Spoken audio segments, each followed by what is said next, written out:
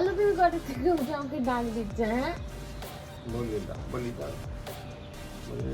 উঠে নিয়ে রুম্পা রুম্পা করে ডাকা তুমি শুরু করেছিলে। Simba high five, high five.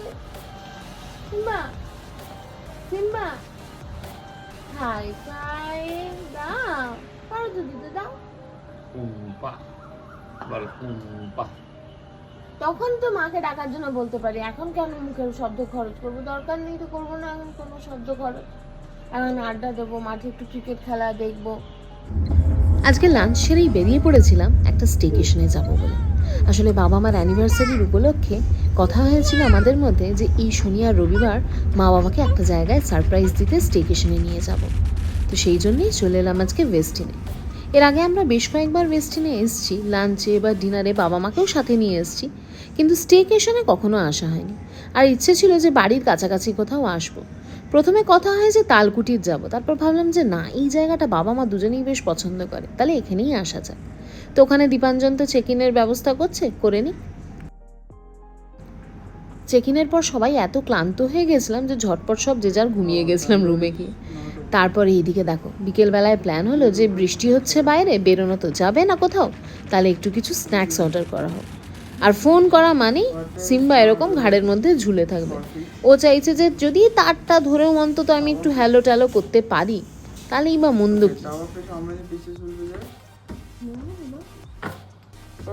আমাদের প্যাকেজে যেহেতু এই ডিনার বাফে সহ এই প্যাকেজটা নেওয়া হয়েছিল, ওই জন্য সন্ধেবেলায় খুব হালকাই কিছু স্ন্যাক্স নেওয়ার প্ল্যান হচ্ছে, কারণ সবারই ভীষণ খিদে পেয়ে গেছে, তাড়াতাড়ি লাঞ্চ সেরেছিলাম না।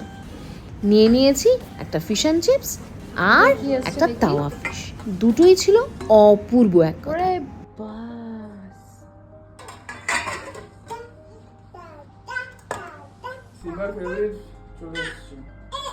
সিম্বা কি আসছে?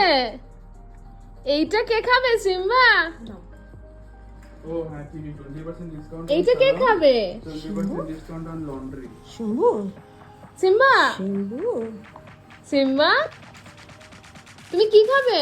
French fry? হ্যাঁ, ইয়াম্মি।